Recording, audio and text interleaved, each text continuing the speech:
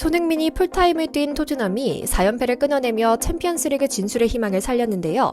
현재 챔스 출전 자격인 4위를 전망하는 아스톤 빌라와의 승점 차가 4점으로 줄어든 가운데 이번 경기에서 평점 4에서 5점을 받으며 희생한 손흥민 덕분에 토트넘이 5연패를 막았다는 사실이 밝혀지며 영국 현지는 눈물바다가 됐습니다. 토트넘의 운명을 판가름하는 중요한 경기였던 만큼 선수들의 각오는 남달랐는데요. 사실 선수 스스로들 중에도 이미 반쯤 포기한 이들도 있었습니다. 전반 시작 전까지만 해도 영국의 축구 전문가들 역시 매우 회의적이었습니다. 이미 토트넘 내부 상황은 20년 만에 4연패를 당할 정도로 개판에 가까웠으니까요. 실제로 리버풀전에서는 2대4로 패배한 것도 패배한 것이지만 그 과정에서 0대2로 연이어 골을 먹히며 끌려가는 과정에서 불미스러운 장면이 포착되기도 했죠. 전반 종료 휘슬이 울리자마자 부주장 로메로와 에메르송 로열이 거칠게 말싸움하는 장면이 포착된 건데요. 당시 부주장 로메로는 불만스러운 경기력을 이야기하자 로열은 발끈하며 쏘아붙였고 비카리오가 개입하며 간신히 줄을 찢어놓기도 했죠. 콘테 사단이던 시절과 비슷하게 뒷심이 부족한 토트넘의 전형적인 모습이 나오자 영국의 축구 전문가들은 조소 섞인 조롱을 날리기도 하고 손흥민을 향해 불쌍하다, 왜 아직도 토트넘인 거냐 라며 안타까운 마음을 전하기도 했는데요. 엎친 데 덮친 격으로 영국 현지 데일리 메일지가 포스테코글루 감독이 선수들의 난동을 지켜보면서도 아무런 조치도 하지 않았다는 소식까지 보도하자 포 감독이 그제서야 변명을 내놓는 식으로 시간과 감정만 낭비하고 있었죠. 그러던 와중에 벌리전 승리했음에도 건망진 MZ세대 선수들이 손흥민을 패싱하고 자기들끼리 소위 짝짝꿍을 맞춰가고 있다는 충격적인 모습까지 보였는데요. 경기가 끝난 뒤 밝혀진 진실은 더 참담했습니다. 바로 손흥민이 스스로 상대 선수들이 미끼가 되어 다른 선수들이 공격할 수 있는 기회를 마련해줬다는 진실이었죠.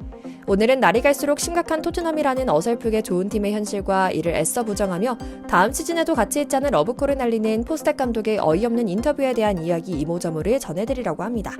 잠시 저희 광화문 브리핑 구독 설정도 부탁드리고요. 잡은 물고기 손흥민을 무시하는 팬들과 구단의 행태가 극에 달하고 있습니다. 저라도 나서서 손흥민 선수에게 지나친 배려는 팀과 동료들의 정신을 좀먹는다는 조언을 해주고 싶을 정도인데요. 얼마 전 토트넘 구단은 공식 서포터스 클럽이 선정한 구단의 올해 선수로 판더펜이 선정됐다는 사실을 발표합니다. 전세계 540개 토트넘 공식 서포터스 클럽에 즉 전세계 팬들의 투표로 가려졌다는 내용과 함께 말입니다. 참 웃기는 짬뽕입니다. 손흥민이 힘든 상황 속에서도 17골 9도움을 기록했다는 사실을 무시한 채 올해 처음 구단의 얼굴을 내민 선수를 올해의 선수로 뽑으며 손흥민을 무시하냐는 건데요. 물론 판더펜은 크게 흠잡을 데 없이 잘 뛰어준 선수인 것은 맞습니다. 네덜란드 출신의 센터백 판더펜은 독일 분데스리가 볼프스부르크에서 뛰다 이번 시즌 토트넘에 합류해 초반부터 주전으로 활약하며 토트넘 개막 10경기 무패 행진에 힘을 보탠 선수이기도 한데요. 시즌 중반 햄스트링 부상으로 약 2달 동안 자리를 비웠다 복귀하긴 했지만 이번 시즌 동안 2골을 터뜨리며 공수 양쪽에서 열심히 뛰어준 흔치 않은 선수이기도 하죠. 그런데 경기장에서도 손흥민을 무시하고 지나치는 일은 계속 관측됐습니다.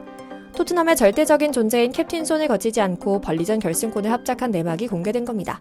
경기 뒤 거구 수비수 판더펜은 후반 37분 역전 결승골을 뽑기 전 미드필더인 제임스 매디슨과 나눈 대화를 공개합니다. 현지 매체 기자에게 판더펜은 약간은 미쳐 보일 수 있지만 경기 중 매디슨 옆에서 걸으며 네가 공을 잡으면 내가 상대 진영 깊숙이 뛰어갈 테니 5초 안에 나에게 패스를 찔러라 라고 얘기했다. 그리고 매디슨이 공을 잡았을 때 나는 깊숙이 달리기 시작했다.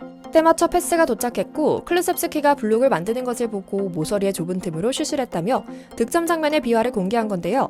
서양인 특유의 내가 잘해서 그랬다는 이기심은 이해되는 수준이지만 좀 이상하긴 합니다. 공격수를 무시하고 수비수가 미드필더와 짬짬이로 공격을 논한다? 그것도 감독이나 주장의 허락 없이? 완전히 기강이 빠져버린 것 같은 모습이었는데요. 사실 겉모습만 보면 이 장면은 순전히 매디슨과 판더펜이 합작한 골이었습니다. 로메로의 파트너로 선발 출전해 센터백으로 출전했던 판더펜은 후반 30분 드라구신의 교체 투입과 함께 좌측백으로 자리를 옮겼는데요. 스피드와 공격성을 장착한 판더펜은 순간적으로 공격에 가담해 역전골을 빚어냈죠. 물론 좋게 본다면 이날 토트넘의 득점을 모두 수비수가 작정한 점은 선수들이 저마다 책임감을 가지고 경기에 임한다는 긍정적인 시그널로 받아들일 수 있는 것은 사실입니다. 공격에 가담한 수비수가 패스 능력이 가장 뛰어난 선수에게 패스를 요구한다는 것은 어찌 보면 자연스러운 선택이거든요. 하지만 최근 들어 손흥민을 거치는 공격 작업을 최소화하고 수비수들끼리 짬짬이로 공격에 나서느라 손흥민이 오히려 토트넘 골대 쪽으로 전력 질주해 수비를 봐야 하는 상황이 자주 연출되는 것은 아주 우려할 만한 상황입니다.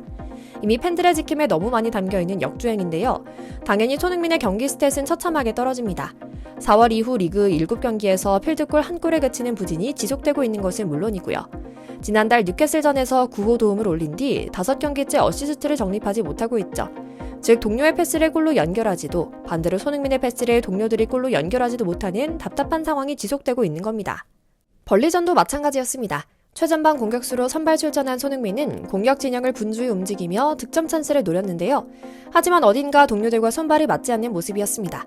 전반 브레넌 존슨은 골키퍼의 패스를 차단한 직후 바로 옆에 있는 손흥민에게 패스를 연결하지 않고 못 본 척하며 좁은 각도임에도 슛을 시도하는 탐욕을 부립니다.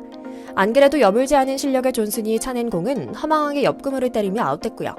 후반에도 메디슨은 역습 상황에서 수비 뒷공간을 향해 달려가는 손흥민에게 패스를 연결하지 않고 직접 드리블로 수비수를 제친 뒤 슛을 시도했으나 골키퍼 선방에 막혔죠. 이날만 총 5번 공격 찬스를 만들었지만 메디슨, 존슨 등이 골로 연결하지 못한 상황이 펼쳐졌는데요. 결국 손흥민은 90분 내내 공격 포인트를 쌓지 못하고 경기를 끝마쳤고 평점도 팀 내 최하위권을 기록합니다. 스스로 만든 것이 아무것도 없었다라는 혹평과 함께 말이죠. 그런데 포스닥 감독은 이런 답답한 상황을 알면서도 어차피 손흥민은 잡아둔 물고기라 떠나지 않을 것이란 걸 알아서인지 MZ세대 선수들 편을 들고 자빠졌습니다. 포 감독은 단지 그들은 현재 상황에 만족하지 않을 뿐이며 의견 충돌을 통해 건설적인 상태를 유지하는 건 잘못이 아니다. 반드시 상황을 변화시켜야 한다는 열정이었을 뿐이다 라며 해명을 내놓았을 뿐이었죠. 우리 팬들 사이에 대못을 박듯 손흥민 역시 후배 선수들 길을 죽이지 않겠다는 의지로 자청해 변호하고 나섭니다. 내가 스스로 상대편 수비수들을 몰고 다니며 동료들에게 기회를 만들어준 것은 사실이다. 나는 내 팀을 위해 희생하는 플레이를 하려 한다. 팀의 승리가 내 경기 스텝보다 중요하다라고 말이죠. 물론 100번 양보해서 손흥민의 말처럼 팀의 승리가 우선시되는 것은 잘 나가는 스포츠 스타가 아니라 위대한 선수가 되기 위해 중요한 덕목인 것은 사실입니다. 하지만 어린 놈의 선수들이 주장과 감독의 말을 무시하고 눈앞에 있는 에이스 선수를 무시하고 허무하게 슛을 날려대는 것은 잘못된 일입니다. 사실 손흥민 선수 입장에서도 울분이 터져나오는 상황이 너무나 많이 연출됐습니다. 후반 24분 클루셉스키가 상대의 패스 미스를 틈타 박스 안에서 슈팅 기회를 잡았는데 이때도 중앙 빈 공간에 손흥민이 유령 취급하며 기회를 놓치고 마는데요. 이때 소니는 또 한 번 소리를 지르며 땅을 치고 아쉬움을 나타냅니다. 심지어 손흥민이 직접 선수들 입 앞으로 떠먹여준 찬스마저도 날려먹는 일이 상당했습니다. 후반 34분 손흥민이 박스 왼편에서 수비수를 제치고 낮게 패스했을 때 존슨 입장에서 발만 갖다 대기만 해도 골을 기록할 수 있는 상황에서 이를 놓쳐버렸는데 이를 어이없게 쳐다보는 손흥민을 힐끗 쳐다보며 어쩌라고 라는 듯 어깨를 으쓱하는 모습을 보여주기도 했죠. 이런 상황이 지지부진하게 이어지며 80분 가까이 나사가 하나 빠진 모습을 보이던 토트넘은 결국 손흥민의 희생 덕에 역전골을 터뜨리는 데 성공합니다. 공격에 가담한 수비수 판더펜이 상대 진영 깊숙한 곳까지 침투해 골망을 갈랐던 건데요. 여기서 중요한 것은 두 골 모두 수비수가 기록했다는 것으로 스스로 미끼가 되어 기회를 만들어준 손흥민을 제외하면 다른 공격수들은 입이 10개라도 할 말이 없다는 것이죠. 유럽 통계매체 풋몹에 따르면 손흥민은 이날 풀타임을 소화하며 슈팅 4회를 기록하는 등 고군분투했지만 동료들에게 기회를 만들어주다 보니 정작 자신은 득점에 실패했다. 경기에서 스스로 만들어낸 골은 없지만 왼쪽에서 더욱 활발하게 공격 전개를 하며 일부 선수들에게 긍정적 신호를 줬고 몇 번의 천금 같은 기회를 만들었지만 자신을 돌보지는 못했다. 자점을 주지만 이해가 되기에 더 안타깝다며 안타까움을 표하기도 했죠. 손흥민이 주장 완작을 찬 것이 바로 이번 경기에서의 플레이 같은 헌신이 있기 때문이라는 것은 알고 있습니다. 하지만 선수들이 이런 선배의 눈물겨운 희생에 대해 알고 있을지는 모르겠습니다. 팬들 입장에서는 여전히 손흥민이 토트넘을 위해 너무 많은 걸 잃어버리고 있는 것 같은데요. 재계약에 다가오는 소니가 이번만큼은 스스로를 위한 이기적인 선택을 했으면 좋겠다는 응원하며 오늘 영상 마치겠습니다. 광화문 브리핑 채널 구독, 좋아요도 부탁드리고요. 시청해주셔서 감사합니다.